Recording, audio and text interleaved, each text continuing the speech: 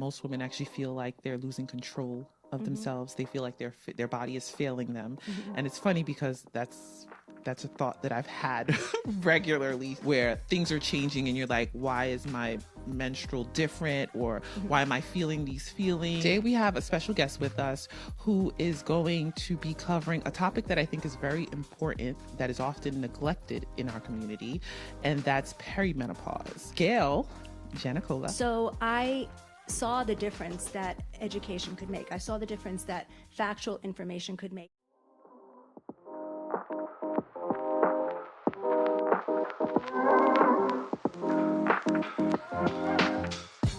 Welcome to the NOIRPOISED podcast, where wisdom is power is more than just a motto.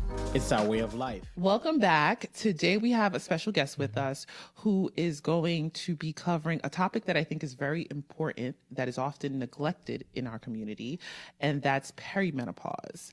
I've met Gail Janicola at a course that I took, and we clicked right away, right? At least I feel like we clicked right away.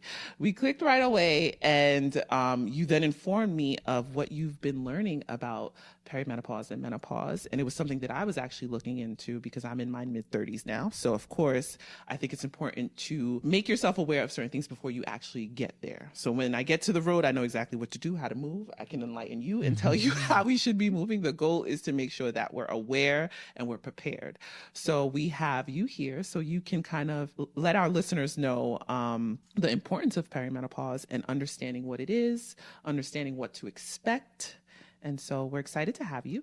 Thank you for coming and taking time out of your day. We do not take it for granted.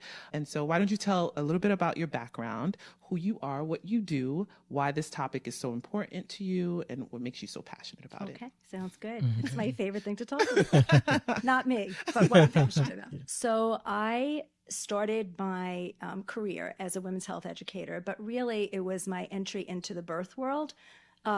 Possibly because that was the place I was in my own life at that time, but really because I was fascinated with birth. But it kind of morphed into from wanting to be a support person at birth, which I was a birth doula for a while. I really, really wanted to focus on the education part because I felt like you could have somebody at your birth, let's say, or at any part of your life, you could have somebody there to support you, but if you yourself were not educated, if you didn't have factual information that can empower you, it's almost like being on a team where you have a great pitcher, but the catcher stinks, you know, and then the team doesn't work very well together. So for individuals who are really, really looking to reach the goals that they want to reach, no matter what it is, yes, hire support or make sure you're surrounded by support, but the education part is, to me, the most important preliminary part and then ongoing part. And so I saw the difference that education could make. I saw the difference that factual information could make. And I also was in a place at that time, not just women's health, because I didn't really know what was to come, which is where we are now. But at that moment in the birth world, I saw how much either misinformation women were given or lack of information. Right. So they were going into probably the most important experience of their lives up to date, up to that point, either kind of hiding their heads in the sand because they just assumed that somebody else would take care of them and they didn't really need to know anything, or they were thinking that they knew what they knew and that this was all fact-based and evidence-based. And it was really, unfortunately, for the most part, not. It was just, this is the way we have been practicing having babies for this, you know, long. And if the only people you're talking to are your friends and your friends are seeing, you know, traditional conventional doctors in traditional conventional settings, then you're just going to assume that this is the way it's supposed to be and this is the safest way.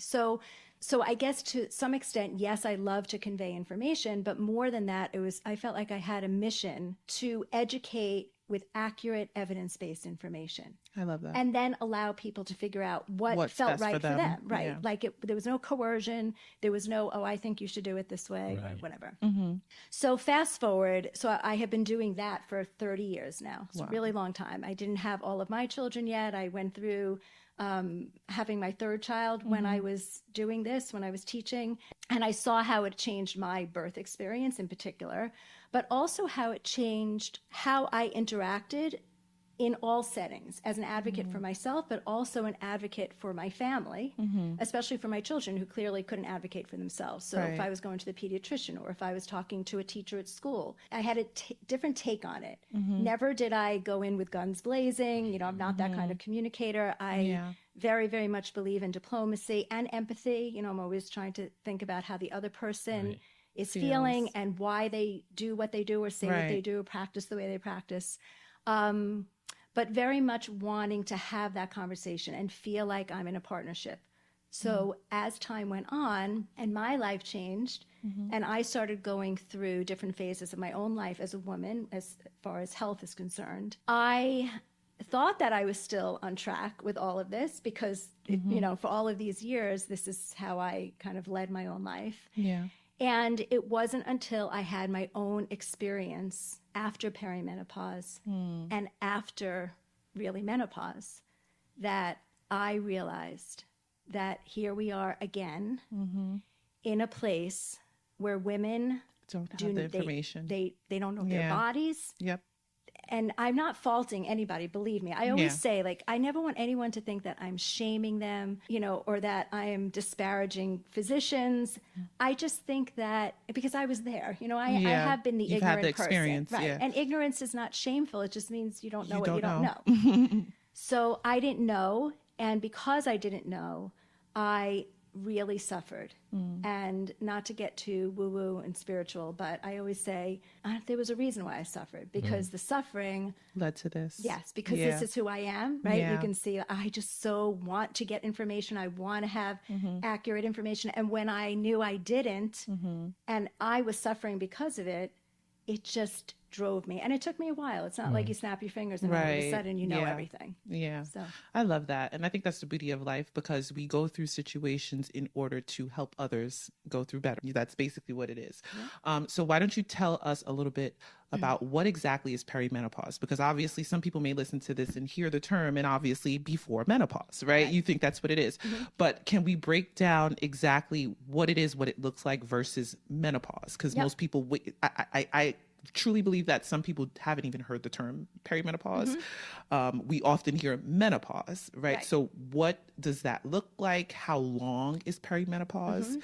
Just give some examples of what that, you know, what it is to define the words. Okay, so everybody hates when I start off this way, if you're like me, because I am somebody who would like to have a checklist and would like to know exactly, like, what are the phases of my life and what am I going to go through and how am I going to handle it?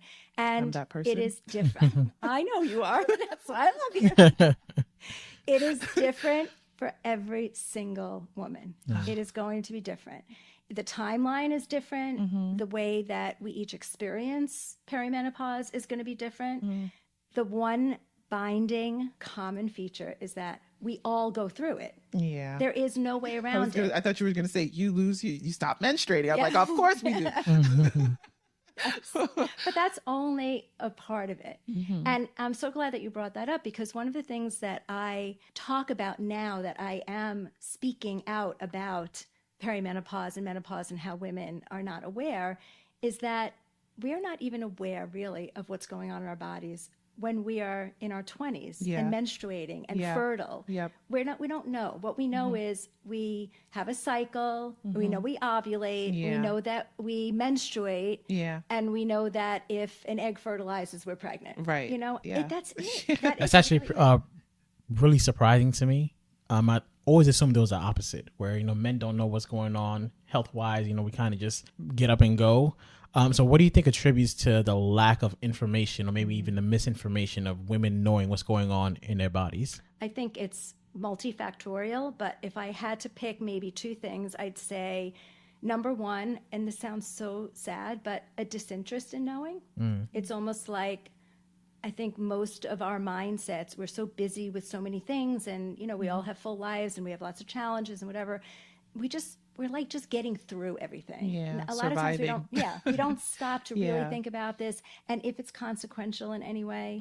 And I think the other part, honestly, is culturally, our medical world is not interested in educating us. You know, and I think there are many reasons for that. I always say I'm very, very empathetic towards physicians who have spent years and years of their lives going to school and studying and, and then going through residency and the hours that they have to keep and the huge responsibility that they have. But I don't know what it is. Like, I always think to myself, if I was a doctor, I think I'd want to be educating because I wouldn't want to take that responsibility on 100%. Right. I would want to educate and help my patients understand that I am not God and I don't know everything. And so we're going to create a partnership and you're going to have some responsibility in your own Right. healthcare. That's what it should be. It should be a partnership. Right. Yeah. And I see the benefit to that. All through the time that I've been working with women through pregnancy, I often will see how this benefits, obviously, the woman herself, but also all the people who are supporting her, whether they're medical caregivers or family or friends. The more somebody knows and the more that they can take responsibility for their own health and their own well-being, the less pressure it puts on everyone else. And the less we have this very sort of warped idea that we can absolutely guarantee a certain outcome for somebody because we have certain credentials, Okay, Sam actually said this to me. I don't know if you remember when we were talking about this topic. He said he read online that most women actually feel like they're losing control of themselves. They feel like their body is failing them. And it's funny because that's a thought that I've had regularly, where things are changing and you're like, why is my menstrual different? Or why am I feeling these feelings? Why am I getting this? Or, you don't really know what's happening. And when you go to the doctor, they draw your blood or whatever the case is. And I've had this happen many times. I ask for blood to kind of see where my hormones are at. And it's the standard hormones. They don't really do much, I guess you could say, but it doesn't feel like they do much. And I think that's a common thing that a lot of us feel. We feel like we're losing control of our bodies. So understanding perimenopause and what happens during that phase, I think can kind of reestablish that, allow us to have a little bit more control. I like to have control. So okay. It would be nice to know what symptoms we may experience, because I know you said that it's different for every woman, but if you had to list several symptoms that we may experience that may kind of give us a red flag, maybe this is happening, what would they be? Okay, so I've heard perimenopause before, but I always grouped it with menopause, and I didn't know that perimenopause started so early. Yeah. So could you also, when you're answering that, could you also describe at what age women could start feeling this? Yes. Okay. So, I had alluded to this before, so I'll start here and just say that I never knew I was in perimenopause because I didn't know my body. And of course I was, and we should know that it happens at a certain time, but I wouldn't, no testing, I didn't have any symptoms. So I never thought about it. Right. But I'm only part of I'm part of the equation of all women. Right? Yeah.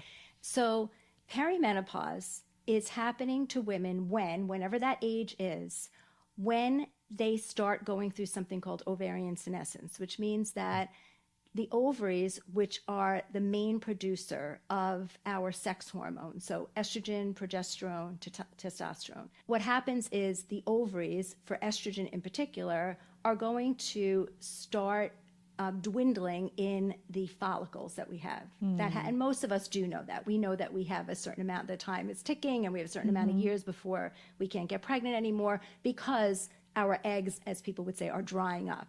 So that's kind of how people think about it.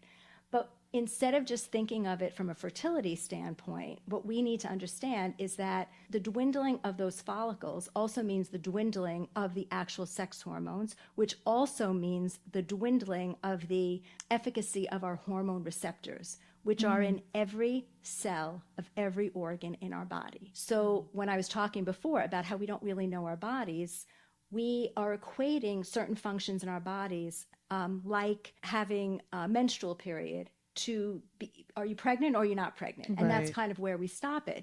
But what we never really understand, which I wish we did because it would give us a whole different take on perimenopause, is that the rhythm of the cycles that women go through every single month of our lives is, I'm not going to tell somebody not to think that it's a nuisance, right? It's not for me to say that I have people in my own family who suffer greatly with PMS and having periods and whatever. But there is a beauty biologically to it, and it keeps us healthy. It is probably the main reason why younger women are healthier than older women. Younger women who are perimenopause are generally healthy than women who are postmenopause. So understanding that there is this huge biological system that is happening. Physiologically, we are just being kept healthy and vibrant and energetic, again, in every part of our body because of those hormones. Once the hormones start to dwindle, we will feel it in some way, shape, or form, or most people will.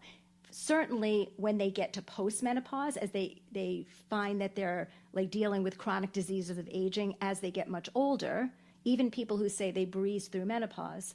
But certainly there's a huge amount of women who are going through perimenopause, which can last for many years, who are starting to feel these symptoms very acutely. So think about it. If there are hormone receptors, let's say in your brain, your estrogen is dwindling, and I'm going to go back to this in a second because it's a little different in perimenopause than menopause, then those receptors are going to downregulate because there's nothing feeding them anymore. The whole loop that goes from your brain, to your ovaries, or your brain into your adrenals, and there's a feedback loop. It gets messed up because there's no orchestration anymore. There's no conductor, right? Right. And so in perimenopause, the difference between perimenopause and once you get to menopause, besides the fact that perimenopause, as we know, is kind of like you're nearing your last period, right? At some point, you're not going to have a period anymore, and then you'll be in menopause. Right. But what happens in perimenopause is when we're going to talk about estrogen and progesterone, because testosterone, we slowly lose, just like men do. We, as women, slowly lose that throughout our lifetime, starting at like age 25. It precipitously drops in menopause, but it's kind of not, it doesn't really have that much to do with that ovarian senescence. But as far as estrogen is concerned in perimenopause, estrogen is going to be a roller coaster in perimenopause. Progesterone is going to decline sharply, like all of a sudden. People are going to lose their progesterone. It's going to take a deep dive. Oh, and we God. have progesterone receptors in our body too. Yeah. So that's going to have its own effects. But estrogen, and this is why a lot of times people will want to see what their hormones are doing, and their doctors will tell them, well, we can't know because, it's going to change every single month. Yeah, that's what I hear. Well, it is true. Yeah. And it's not, I'm not here, like, I know this isn't a medical podcast and I'm not a doctor. And I'm not trying to skirt the issue, but, it's not for me to say that somebody should push. They should push if they're with the right person. If somebody that they're working with really understands how to test, oftentimes I will suggest that people test for 3 months at 3 different points during their cycle, right? So in month 1, tests on this day, month 2, tests on this day, month 3, tests on this day, just to get kind of a picture. Right. Because what we're going to see, especially if somebody is symptomatic and they really are trying to get a handle on what's going on, is we're almost certainly going to see a huge decline in progesterone. And depending on when you're testing, you might see a huge spike in estrogen. But that estrogen is surely on its way down. Okay. So people often will be told that, oh, you have a huge spike in estrogen, so you're still producing hormones and you're crazy for thinking this way or whatever they're told. And there's nothing really to be done right now. If anything, you're estrogen dominant. That's what they're told. But in perimenopause, it's really difficult to define estrogen dominance. It's not that it doesn't exist, but most people will say someone's estrogen dominant just because they're seeing estrogen at a point in perimenopause where it spiked really high. Right. But it's coming down. Right. It is for sure coming down because that's the path that our bodies are on. Gotcha. So symptom-wise, anything from brain fog, moodiness, any kind of anything you think of, depression, anxiety, just being moody, irritable, anything having to do with that, because this is all brain related. People might start having hot flashes. This is a vasomotor symptom. So in perimenopause. Correct. Wow. Yes. Okay. Yep. See, I was always taught that happens in menopause. Yeah. Yes, so Right? much more so, but there are people in perimenopause who will, this is just an example. It could be different for everybody, but they might not be having hot flashes during the day, but they might have night sweats. They might wake up in a pool of sweat. Right? So Gotcha. that's your hormones. Yeah. And which hormone actually causes that? So Is there a estrogen. specific one? Okay. Estrogen. Is it when estrogen is high or low? low. Right. So, okay. It's really the it's the fluctuation. It's what's happening. That's Okay, so it's a drastic change that's causing you to sweat. Because it's not just, it's like, we can't really say it's the estrogen, but it's the decline in estrogen and the subsequent decline in the estrogen receptors that is causing this, because it's what is the decline in estrogen doing to our body? That's why I need to kind of help people to have a different view of what their sex hormones do in their body, right? Gotcha. And that's what they do. They don't just cause us to be fertile and have babies or not. They are orchestrating every system in our body. So there is a tie. They used to not say that there was, but now we talk about how there is a very high likelihood that there's a connection between hot flashes and cardiac stuff, because it's vascular. It's a vasomotor symptom. So the fact that people have hot flashes, it's because their vasomotor system is it's not working properly. Like, they're not dilating as easily, so there's constriction of blood flow, and the body gets the body gets a signal that, something's Random off. question though, is there a connection? Because you say it could just be the drastic change in your estrogen that causes the hot flashes. Now, this may be a silly question, but is there a drastic change in estrogen with postpartum women? Oh, yeah. Yeah? Okay. Well, this because you literally just recently went through it. You've gone through it twice now. There are 3 different kinds of estrogen that we have in our body. When you're pregnant, there's an estrogen called estriol, which is the highest it's ever going to be in your entire life. And when I say highest, it's like thousands of times higher than it normally is. Okay. And it is for the purpose of maintaining a pregnancy. Same with progesterone. If we're not even talking about estrogen, your progesterone is so much higher, right? Yeah. It's pro-gestation. It's pro-holding on. I love to those pregnancy. breakdowns. I wish she was my science teacher, because I would have never put that together. Listen, I was an English major, but I'm fascinated with this.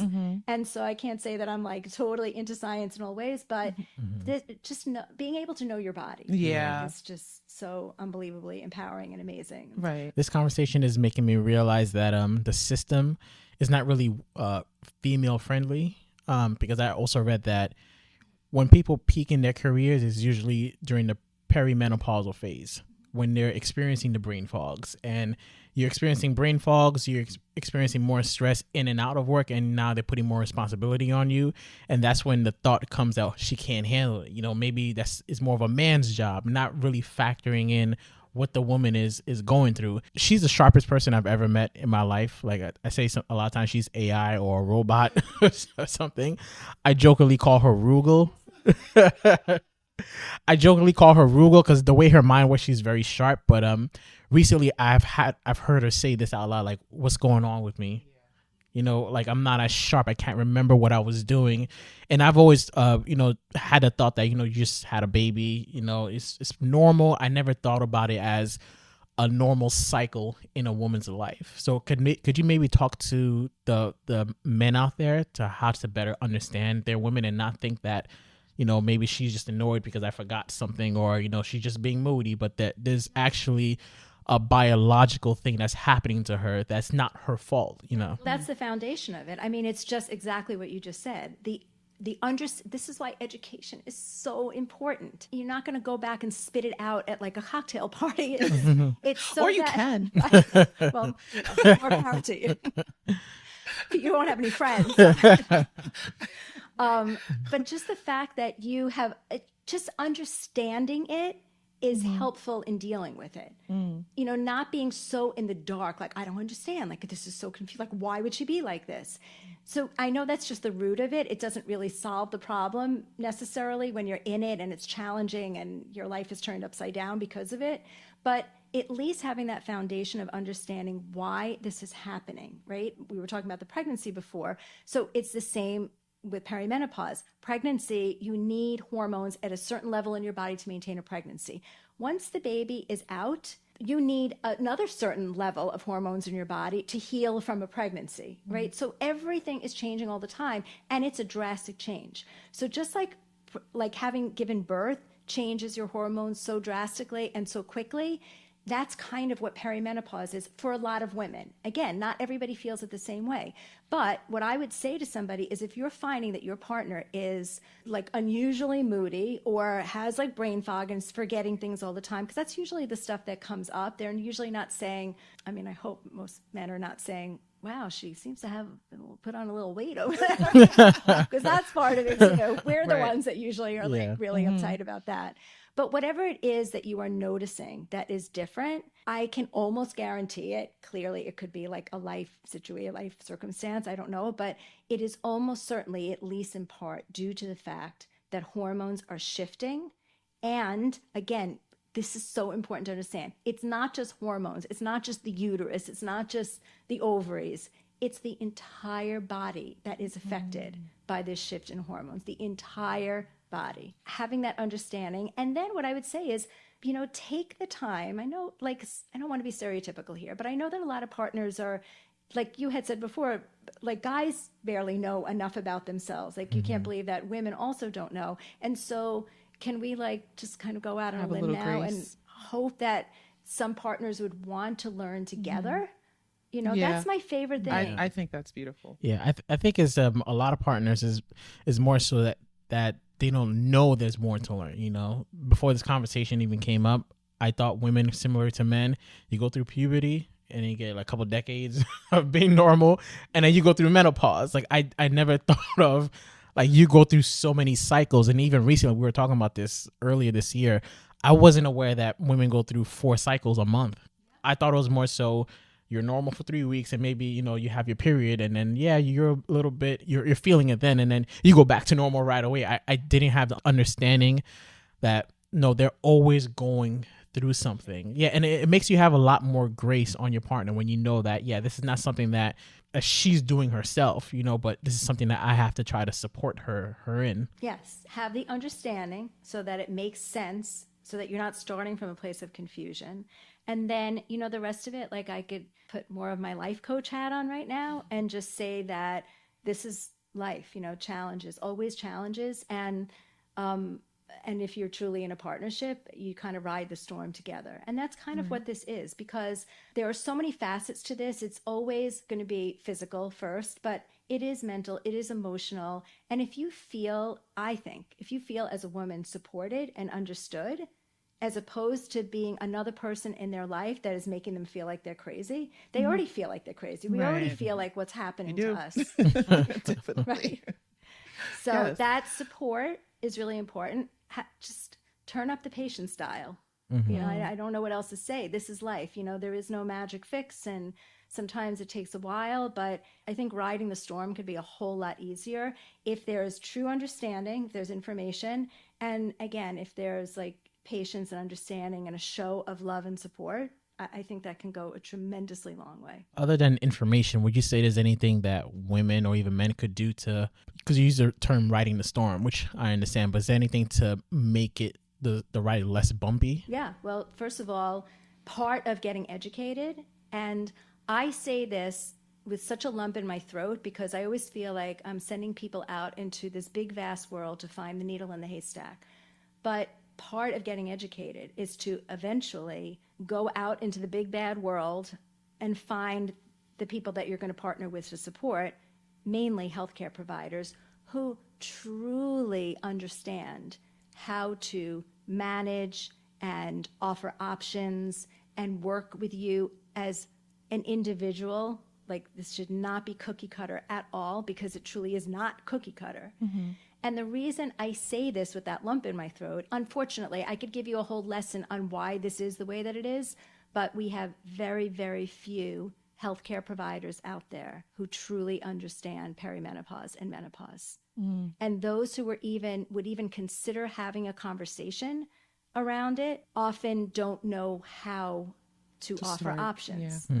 So even having the conversation, I find, you know, I talk to so many people. I was talking to somebody the other day who told me that she's actually in menopause, and she went to her doctor, and she was so pleased that her doctor even brought it up as a conversation, because she had never had that grace before. But then she went on to tell me that the doctor told her this is a whole other thing we could talk about, but the doctor told her that because she was 7 years past her last period, so 7 years post-menopause, she couldn't consider hormone replacement therapy. I love that you brought that up. I was going to question that. So I recently learned about hormone replacement therapy. What are your thoughts on that? Do you think it's a good option, or is it something that they're providing false information maybe? I don't know. Okay, so we know a lot about hormone replacement therapy. Okay. We know, meaning the people who are really researching this and the scientists who are interested in it and the doctors who are interested in it and doing their due diligence to understand it know a lot about it.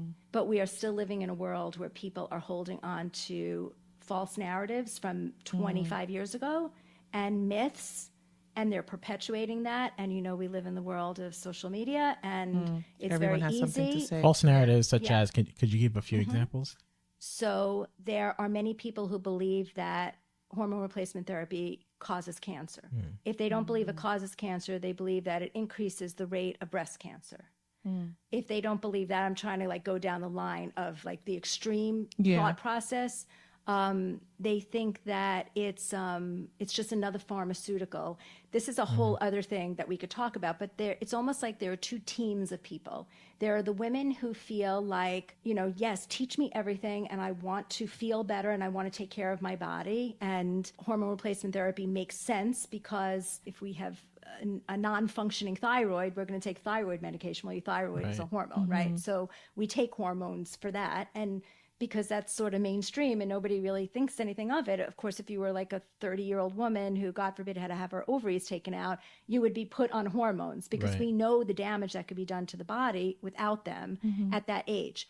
But there's a mindset that accepts or thinks that we should all accept this idea that as we get older, this is naturally what our bodies go through. Every woman goes through perimenopause and menopause. So we should not be putting hormones in our body. We should not be basically doing anything except for lifestyle behaviors that could potentially help. And if you take that mindset a step further, people will say, if you just did this, this, and this is the reason why you're symptomatic. Because some people are not symptomatic, right? Some people, as I said, I didn't have symptoms of perimenopause. So they'll say, well, if you're not symptomatic, it's because you've been doing, I guess, all the right things, right? But because you're not, if you're off balance, you don't realize it. It might be you need a liver detox. Besides being in the women's health space for pregnancy, I'm a board certified health and wellness coach. I have been about health for decades. I do things myself that people, they have never even heard of it before. Teach me. Yeah. Nothing crazy, really nothing crazy. It's just, it's not usually not mainstream. crazy, right? But it's just the average person doesn't think of this. It's true. We're just true. surviving. And that stuff is vitally important. It is not, it should never be either or. But in my opinion, if somebody wants it, again, you certainly know how I am, right? I will give the information, and then you do what you want with it. So much want you to do what you want with it. I don't want you to do what I would do just because I did it. But I'm also not going to withhold my story, and I'm not going to withhold my feelings around it. I'm going to interject that, and then you can use that again with all the other information you're getting to figure out what's right for you. Not to go into the whole story, but my story is that I had no symptoms of perimenopause, never thought about it for a second, never educated myself about it, and menopause hit me like a ton of bricks. Like a sudden, 1 second I was fine, and the next day I had 5 hot flashes, and I was like, where did this come from? Is that the case for women who are asymptomatic during perimenopause? It Not just necessarily. hits you? It could be, we could probably come up with 100 variations of how somebody could be experiencing all of these transitions in their life as a woman, from a physical standpoint. So that was mine. And so here I am working with practitioners who were functional medicine doctors, like MDs, but also naturopaths. I went to an acupuncturist, a nutritionist, Chinese medicine doctor. I worked with an integrative cardiologist. Wow, you did it all. Somebody who works mostly with women. Literally, people would shrug their shoulders and go, you eat healthier than I do. You do things that I don't even do. It was like they just didn't know. So I was probably putting a little bit too much trust and faith in what they knew. But the problem is that I suffered so greatly. I mean, I don't think I would have given up anyway, but it forced me to keep looking for information. And luckily I found it, but 3.5 years of suffering. So as you can probably imagine, it's why I feel so strongly about getting the information out there. So how do I feel about hormone replacement therapy? I feel that there's a very, very big difference, which I hear doctors talking and they don't even make this distinction. There's a huge difference between synthetic hormones, which are like the hormones in birth control pills and the Mirena IUD, and bioidentical hormone replacement therapy. They're two different things, molecularly different.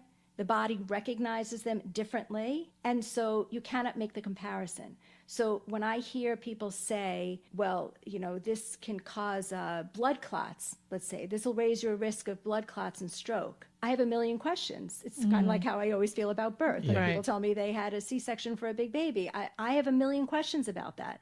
So I'm thinking to myself, what kind of estrogen were you taking? What was the route of administration? Were you taking it orally? Transdermally? So there's a difference. I mean, this is not a plug, but I am almost finished creating a 12+ module course just to educate people. That's so good. Because there's so much information to know, and this is only the tip of the iceberg. Yeah. But it does, I think this is the part, I'm so glad you asked the question about hormone replacement therapy, because this is the part that trips people up. They feel like they have to have this mindset that they're going to just coast through aging without doing anything, because they also kind of look at this like this is the big bad patriarchy.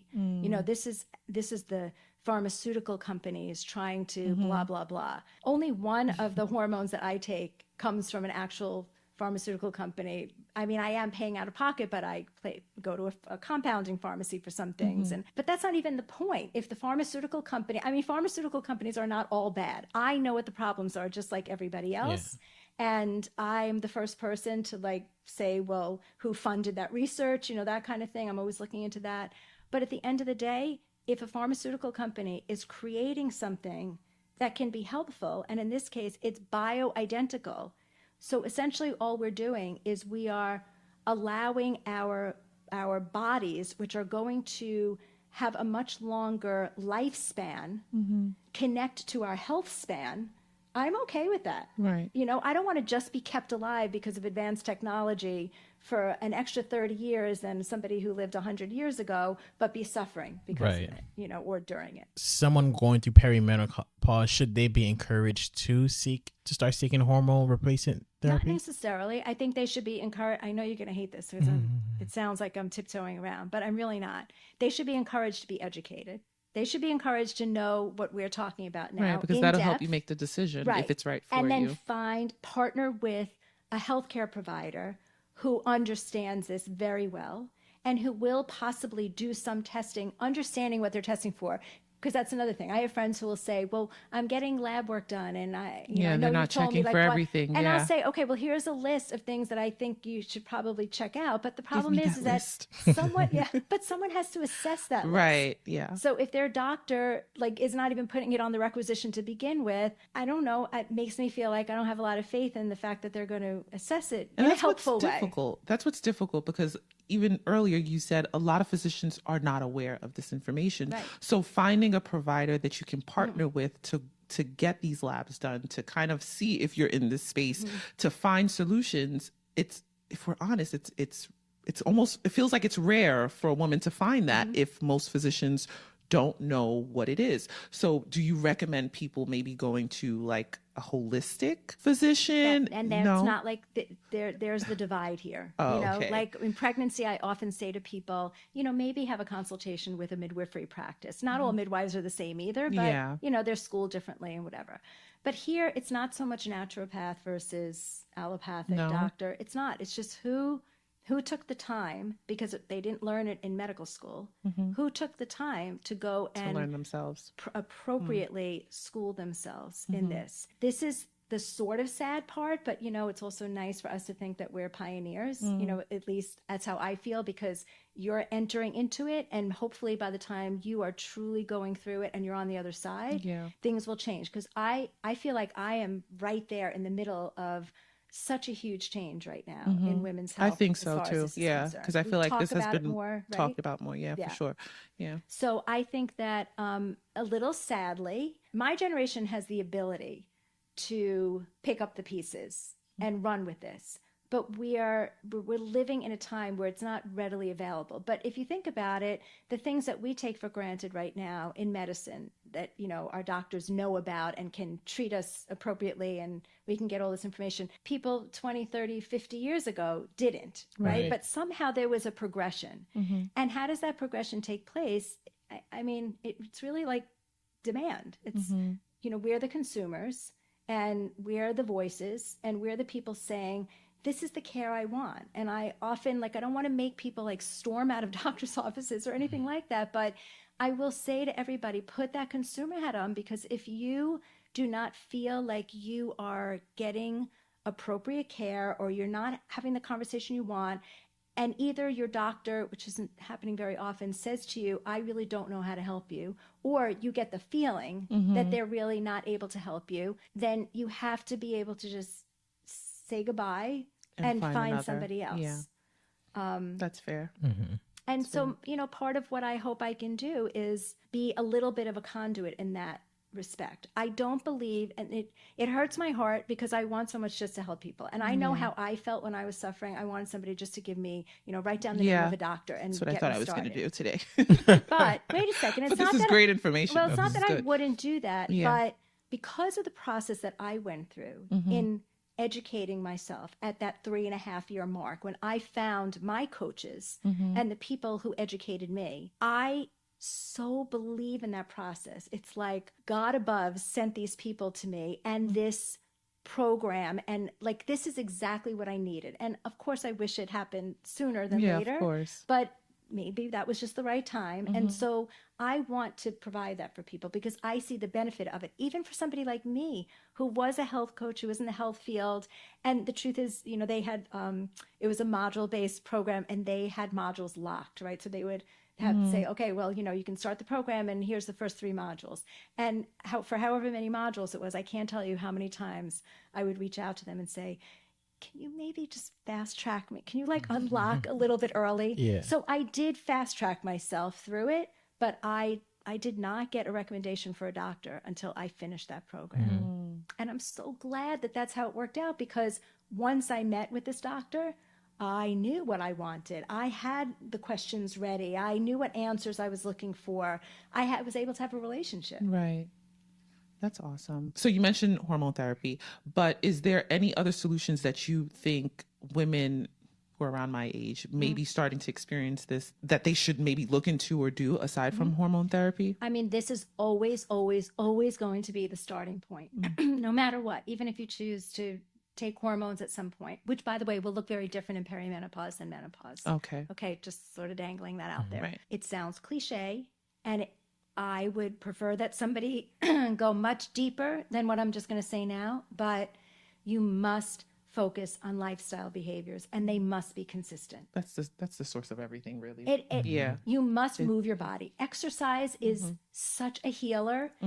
Everything, I mean, especially your brain. Like if we're so concerned about brain fog and mood issues, exercise and specific exercise. So that's the other thing. It's, again, the reason why I think education, information is so important, because it shouldn't be necessarily, even though, oh my gosh, your listeners are going to hate me now, some of them, it shouldn't necessarily be Orange Theory 5 days a week. Okay. Okay. I think I knew that, actually. Yeah, so hopefully other people know that. And I think it's nice, but it's not enough. It's not that it's not enough. It's sometimes too much. Oh. And it's also, listen, my husband's been a triathlete for many years, and I'm on the sidelines. I'm so not a triathlete, but I am a person who's gone to a gym since I'm a teenager, and I understand the value, but I also understand it's not just the physical value, it's the mental value, right? So what do you recommend? Okay, I recommend doing what you love to do. So that's really why I was sidestepping there. Because if you love Orange Theory, I don't want you to stop going to Orange Theory. Right. And Orange Theory, it just shouldn't be the only thing you're doing. Okay? It shouldn't be the only thing that you're doing, right? Is that what you're trying to get at? It shouldn't be the only thing that you're doing. And the reason I brought that up in particular is because our bodies are sensitive to functioning in a very precise way. And I do think it's individualized. I think some people can do much better with an Orange Theory class than others, and you have to know your body. Yeah. But we do live in a culture where we think that more is better. We are constantly like, So if true. you're going to exercise, you should you're Yeah. not getting the benefit Kill unless yourself. you're killing, right? Unless you're killing yourself. Right. But the truth is the opposite. Not only is it not necessary, but it's not good for you. It's not good for your body. We are trying to create homeostasis, really. That's what we want. We're not, yes, some people need to make changes if they need to lose weight or something Right. like that. And so it's going to look different. But once you get to a certain position, I'm taking that you're saying balance, basically. You don't really need to do. Absolutely. Okay. And certain kinds of exercise in midlife, which I'm not going to say you're at yet, so I'll just talk to myself. Well, they say life expectancy is 78 now in America, no, but you're I mean, gonna- not for us. I was just going to say. But that's what the I've stats already are decided saying. So you're living much longer than that. But whatever you're nearing, whatever I'm in, there are certain kinds of exercise should have goals. And for us, yes, the goal is always going to be weight management, hopefully, mostly for health reasons, but of course for aesthetics. But our bones, oh my gosh, we have to take care of our bones. yeah. It is the trickle down effect of weak bones is massively destructive to us. And it's happening. I mean, we lose muscle, we lose bone at a pretty rapid rate once, especially as women, once we get to this point, my point in my life. So certain kinds of exercise, right? So people will say, well, I go to the gym all the time. I spin constantly. That's not helping your bones though. It's doing other things and that's good. But Building if it's- strength, I guess. you want to lift weight. You want to Yeah. lift heavy weight. Yeah. And you want to progress. You don't want to ever stay stagnant. I don't want to make people crazy going for one test after another, but I think getting a DEXA at this point is a great idea for every single woman. You should have a baseline.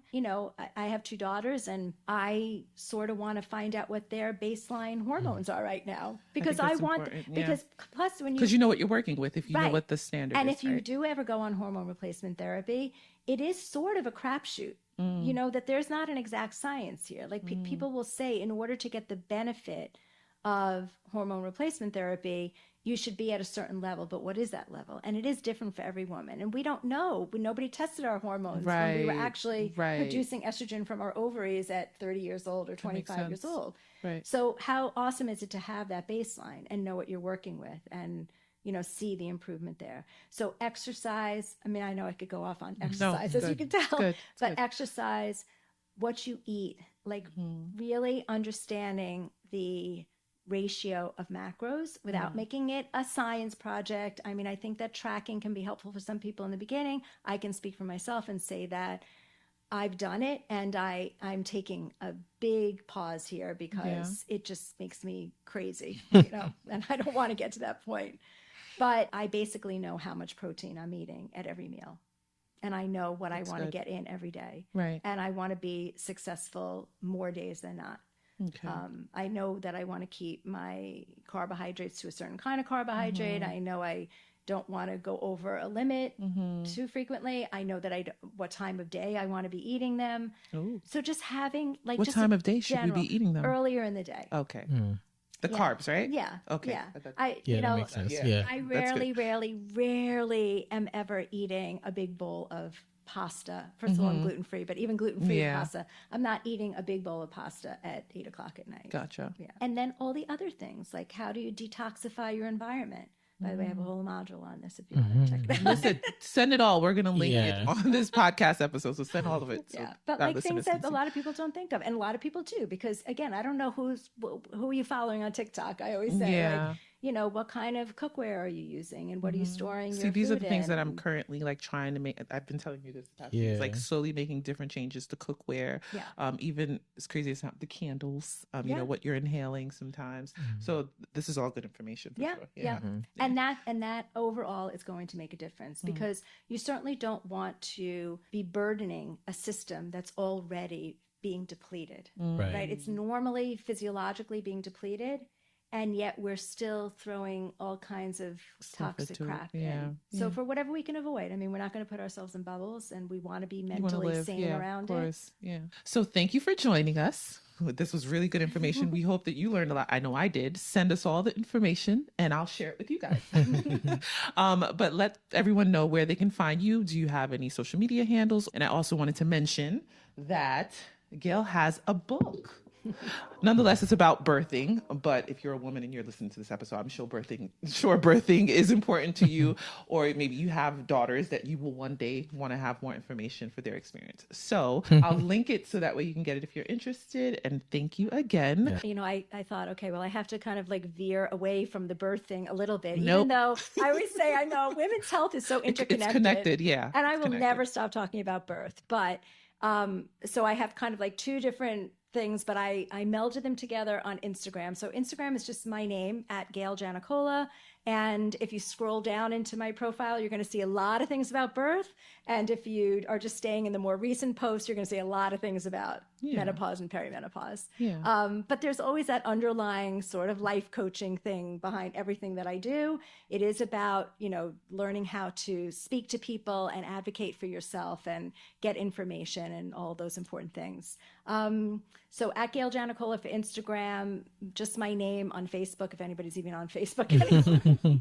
Gail Middleman Janicola. And if anyone ever wanted to email me, I feel like I'm such an open book. I know I should not be giving you my phone number. Oh my gosh, please don't. I would. But I have two email addresses. So if anything having to do with birth, it's gail@momsontop.com. Don't ask me where that name came from. That's a whole other story. And gail@menopausetruth.net. Love it. Awesome. Thank you Thank so you so much. much, yeah. Thank you. This is Thank great. you. Pleasure. Right. And we're out. Thank you for spending your time with us. We hope you gained some knowledge today that'll promote poise in your life. We have new episodes uploaded every Thursday right here, same place, same time. Until next time, you can follow us on Instagram at NOIRPOISED Podcast to stay connected. That's NOIRPOISED Podcast. We'd love to hear your feedback. And remember, your wisdom is power.